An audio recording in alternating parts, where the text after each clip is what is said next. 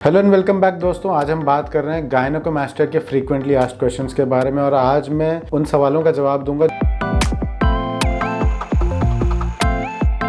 गायनो का मतलब है फीमेल लाइक और मास्टिया मतलब ब्रेस्ट। फीमेल लाइक ब्रेस्ट जो मोटे लोगों में चेस्ट बन जाती है वो होती है सूडो गायनेकोमास्टिया, यानी जो फैट डिपॉजिट हो जाता है उसे कहते हैं सूडो गायनेकोमास्टिया।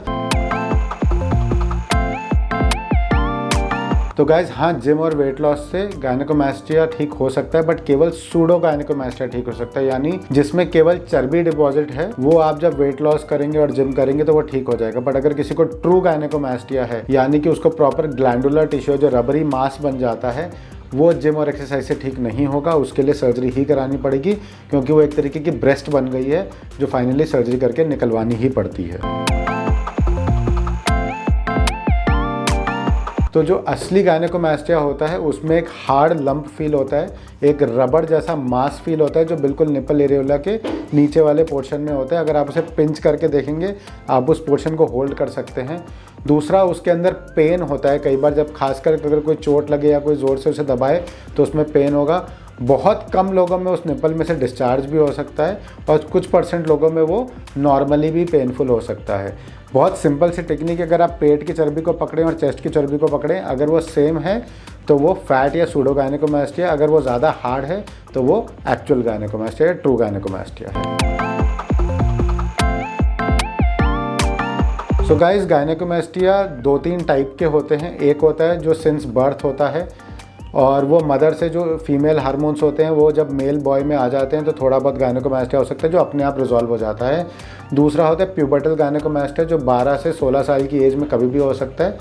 जब प्यूबर्टी आती है उस समय पर जो हार्मोनल इम्बैलेंस होता है उसकी वजह से गायनेकोमास्टिया हो जाता है। और एक होता है सेनाइल गायनेकोमास्टिया जो कि ओल्ड एज में होता है, जब हमारे टेस्टोस्टेरोन लेवल काफ़ी कम हो जाते हैं तो गायनेकोमास्टिया आ जाता है।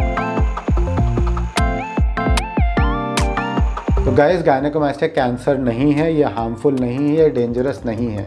ये एक सिंपल सा ब्रेस्ट का टिश्यू है जो आपकी बॉडी में डेवलप हो गया है।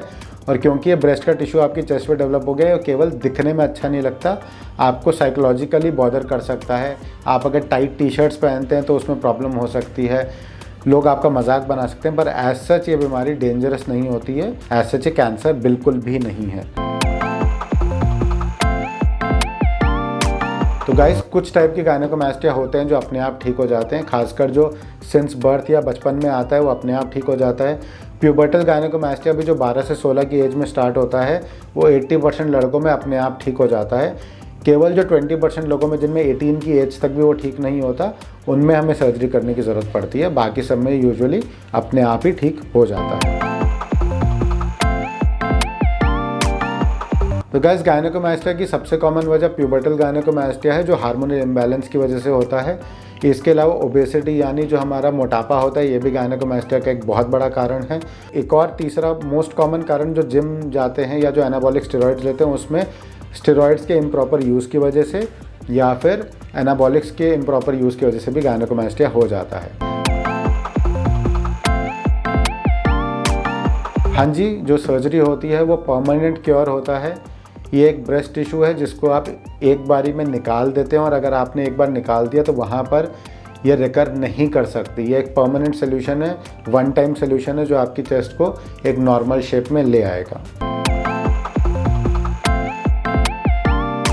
तो गाइस, ये surgery local anaesthesia general anaesthesia दोनों में हो सकती है। अगर आप ये सर्जरी करा रहे हैं, अपने ग्रेड के हिसाब से एनेस्थीसिया ले रहे हैं तो बिल्कुल पेन फ्री सर्जरी और आपको सर्जरी में कुछ पता नहीं चलता है, आप आराम से सर्जरी करा सकते हैं। तो गाइस, गायनेकोमास्टिया की रिकवरी में अगर मैं बात करूं तो सर्जरी के सेम डे आपका डिस्चार्ज हो जाता है। सर्जरी के 2 दिन बाद आप अपने ऑफिस या कॉलेज वापस ज्वाइन कर सकते हो और आपको जो जिम और एक्सरसाइज है 15 डेज़ के बाद अलाउड होता है।